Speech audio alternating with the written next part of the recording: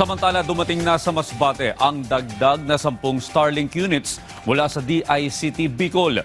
Iyan ang ulat ni Paul Hapin ng Radyo Pilipinas.